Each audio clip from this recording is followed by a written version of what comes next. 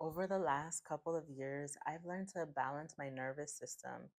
I've learned to stop being a people pleaser. It took some small shifts, but they had such a big impact on my life.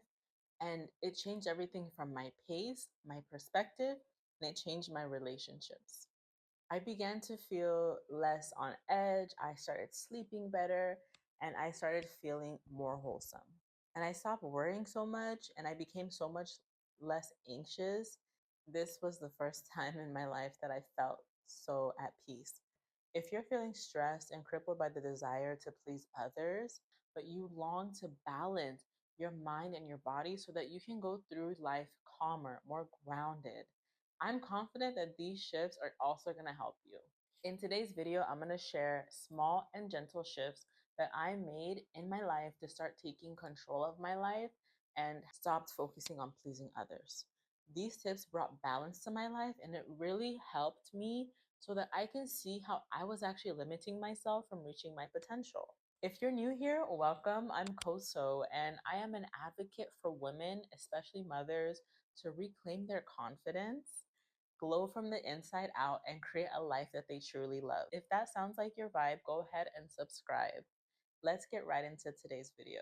The first step is I want you to ask yourself, why does someone else's opinion matter more than my own opinion? When you're a people pleaser, you are essentially saying that another person's opinion and perspective matters more than yours.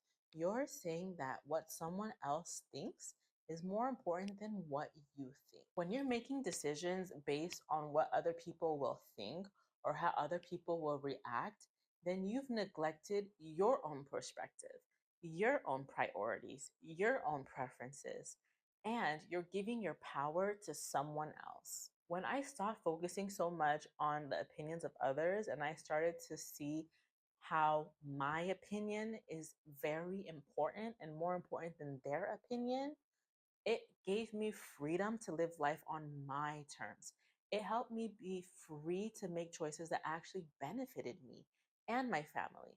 And this was so helpful for me. Decisions that I'm actually happy about, even if there are consequences to the decisions I make, I know that going in, I chose this choice. And so I am happy and content with the choice that I made. And if I learn lessons on the way, that is okay. I chose the path that I chose. And so that gives me so much strength in knowing that I chose the life that I'm living. Someone else didn't choose this for me. The next step to being able to break free from being a people pleaser is for you to realize that when you are a people pleaser, you're essentially someone who is indecisive. It's not easy for you to make a decision. And someone who is indecisive is very easily manipulated. I'm going to say that again. If you're indecisive, you are very easily manipulated.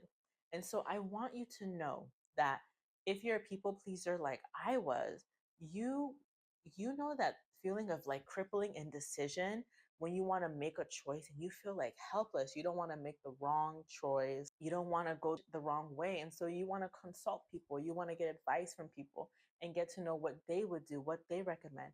There's no harm in asking for advice. However, when you are constantly looking for someone else to decide what you're going to do in your life, and you're not even taking time to pause and say, what do I want things to be like? What do I want to choose? You're going to feel like you're constantly under fire.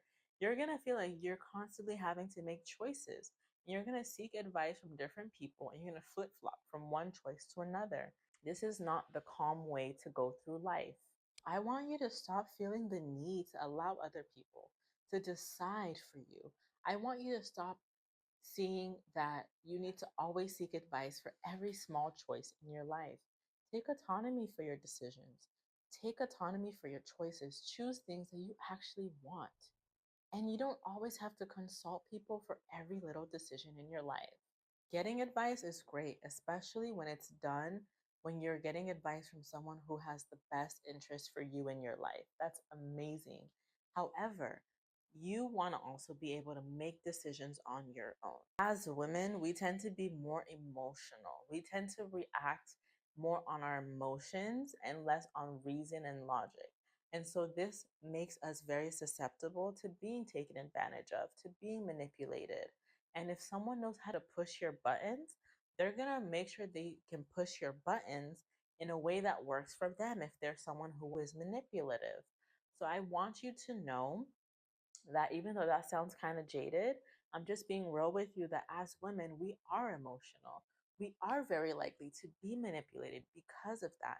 So if we're able to manage our ability to be manipulated, right? If we're able to start making decisions instead of being indecisive, there will be less of a likelihood that someone can take advantage of you. So take time to know what you want and why you want this. And this will empower you to make amazing decisions in your life. Another tip that I have is for you to keep your circle small. Keep your close circle of people that you surround yourself with small. And I'm all about having a large network of colleagues, acquaintances, people like that who are more distant. But I'm talking about your close circle of people who you consider your close friends, your close confidants. Keep this circle small. The reason is that the more people that you have in your close circle, the more influence that they have on you. And this can confuse you as you go through life because you have more pieces of information that are coming in from different places. This person is saying this person is saying that you should do this. And so if you have so many people that are contributing to you making a decision or for what you actually think, right? Because the people that are in your close circle are closer to you. So what they say, think, do, and what's going on in their life is important to you. So this is more pieces of information for you to have to keep track of. This can overwhelm you and your nervous system because that feeling of having to keep up with people, check in on them, keeping track of what's happening in their life, it can be a burden and it can be hard to overcome when you have so many people to keep track of. I learned to identify my values and to keep people around me who have values that align with mine. It's that simple. Keep people around you who have similar values like you do. And it can be hard to realize that the long term relationships you have had in your past, right? Your long friendships that you've had since elementary school are no longer serving you. However, this realization was the beginning of my freedom because it helped me distance myself from people so that the people who are meant to be closer in my life can actually come in there. Clearing up your life of unnecessary relationships is the equivalent of cleaning up your home of unnecessary items.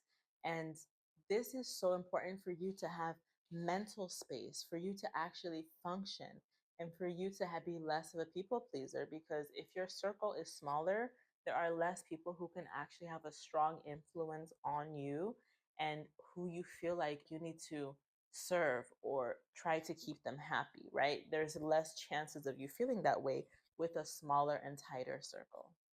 The next thing I recommend is to have boundaries. Boundaries are such an important part of life. I didn't learn this until recently.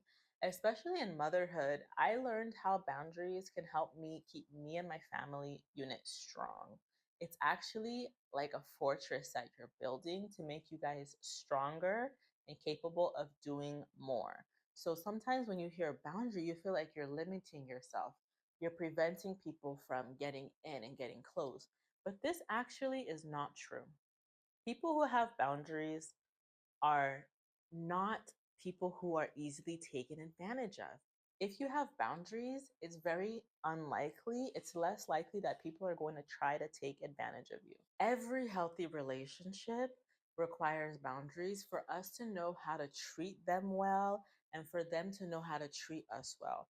I see boundaries like a roadmap, and it's like a map for someone to get to you in the safest way possible without them going through potholes, without them going in the wrong direction, right? It's like a clear pathway of how to have a healthy relationship with you. And chances are the people that you respect the most are the people who have a lot of boundaries. And so I encourage you to start putting boundaries in your life in areas that you feel are necessary. If you feel like there's an area in your life that you don't want people to ask questions about, feel comfortable to say, I'm not really comfortable answering that. Or just kind of saying, oh, that's interesting that you're asking that. I can answer that maybe later. Find a way to block yourself from crossing your own boundaries, and this is going to help your body and your nervous system see that you are a safe space. It is safe to be here. It is safe to be you because you are protecting your body from unwanted threats. Stopping being a people pleaser can be so helpful for moms, and I speak about stopping people pleasing in my course, which is linked in the description below. If you're interested in taking your transformation to the next level, check out the link in the description below.